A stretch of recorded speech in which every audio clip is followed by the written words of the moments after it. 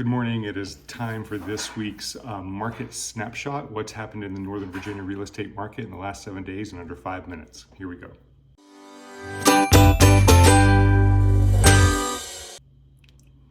Okay, so this week's market snapshot is actually going to be a little bit longer than 5 minutes because we also have the month over the year-over-year monthly stats for the month of June 2024 versus 2025. So that'll be at the end of this video to give you that bird's eye picture. So just to remind you again, the weekly snapshot, we are using what's called lead measures. We're using for the supply side, we're using new listings that have come on the market. So that's going to be new inventory that just recently came on the market in the last 7 days. And for the demand side of the equation, we're using buyers that went under contract. So that gives us an accurate view of what the supply versus demand ratio is in the last 7 days, which gives us realistic numbers to operate from when you're a buyer and you're out there considering writing an offer, and when you're a seller and you're receiving offers to consider what may be going on in the market to affect your decisions. So that's the reason for the market snapshot, to give you that minutia, that double-clicked in view of what's happening in the market right now. We do the month-over-month stats to give us a bird's eye picture of the trend of where the market may be going. So for example, today is July 12th, I believe. We are doing the sold stats for June, and that means anything that sold between June 1st and June 30th. So let's say that a property sold on June 2nd. That property probably went under contract on May 2nd. So that's May 2nd to June 2nd to July 2nd to July 12th. So we're about 70 days old on that activity. So you can't use sold data to make a decision in the real time in the market. You use sold data to see what the trend is. So today's market snapshot is kind of a special one because you're going to get both the fine-tuned, double-clicked in what to do today, plus the bird's eye picture of what's happening in the market, okay? All right, so let's dive into this. So what does the market feel like before I go into the numbers? Well, we have seen... Kelly's back there, and she just told me I got a little bit long-winded on this market snapshot. Wait a minute. Yeah. I should be allowed to be there. That's right. I always give her a hard time because she always takes us over 5 minutes. Okay, so what does the market feel like? Well, we had, I'll just give you some experience of what our buyers have done. So we had some buyers that were looking at a property that had been on the market for over 30 days. They actually finally put an offer in on the property. They did come in under asking price.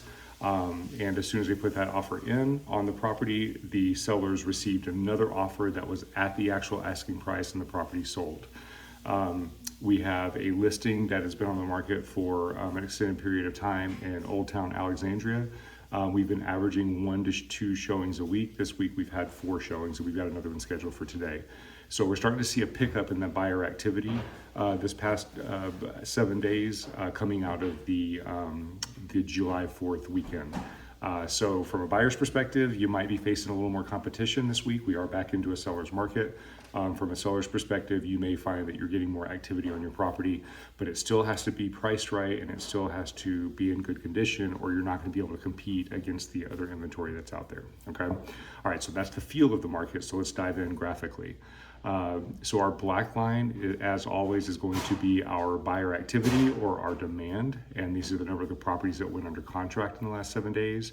And then the teal line is going to be our inventory or our supply, and that's the number of new listings that came onto the market.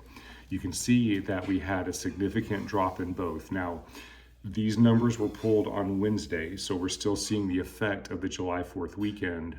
It'll be interesting to see what happens next week because that'll be a full week out of July 4th. But this drop in activity was pretty significant, but you can see that the drop in inventory or supply was more significant than the buyer activity, which put us back up into a seller's market.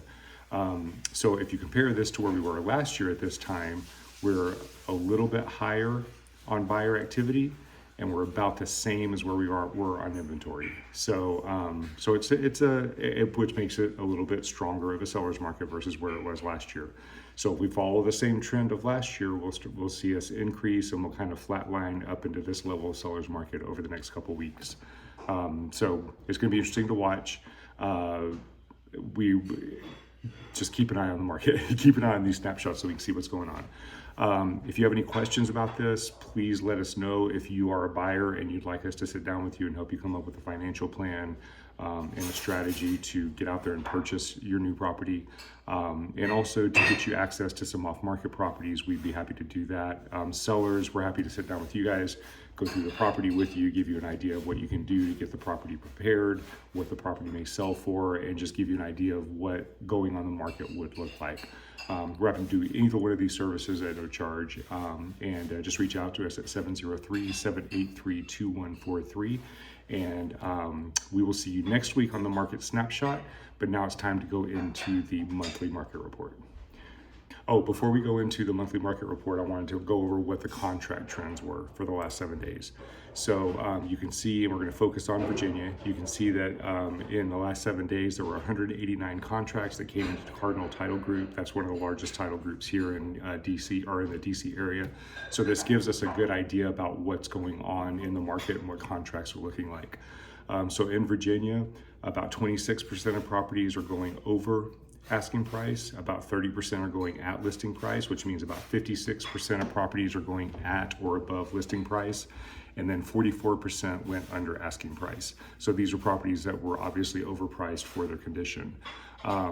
Days on market, you can see that there are 31% of these were 22 plus days on market. So a lot of these went into here, and again, because they were overpriced for their condition. 0 to 7 days, 29% went under contract in the first week, and those are the ones that went above asking price. And then you got 40% that were in that midline of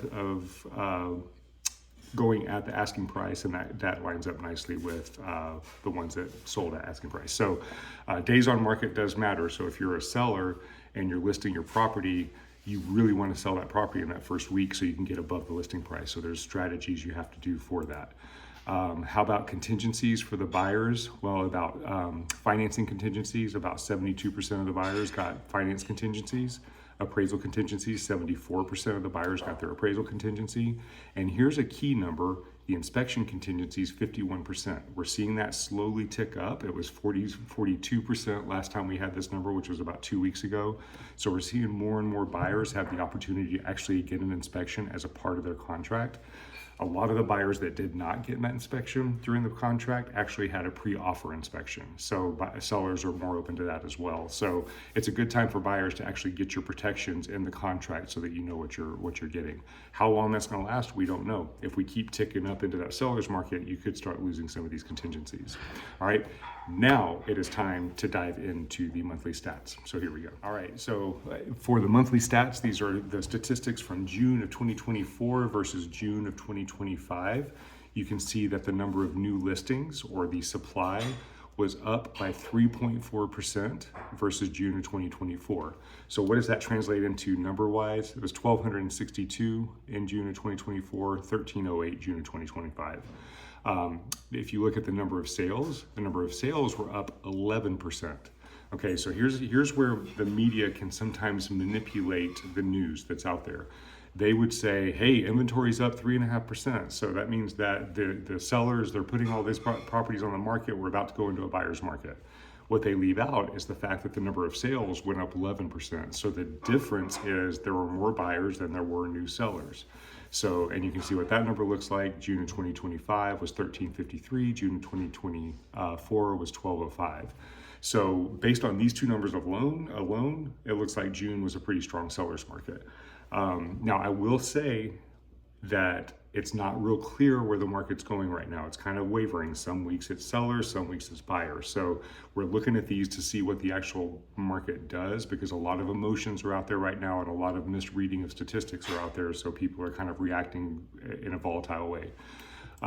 So if we look at the number of days on market, for June, it was 19. This is June of 2025 versus 14 in June of 2024. So it did take properties a little bit longer, about 5 days longer to go under contract. Months of inventory, this is the absorption rate, was the same as, I didn't change that, the same as June of 2024. It was 2 months.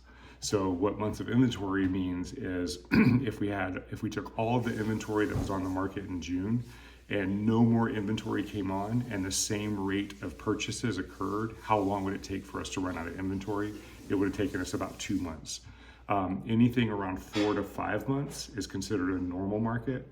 Anything 5 to 6 months is a normal market. Anything above 6 months is a buyer market. Anything below 5 months is considered a seller's market.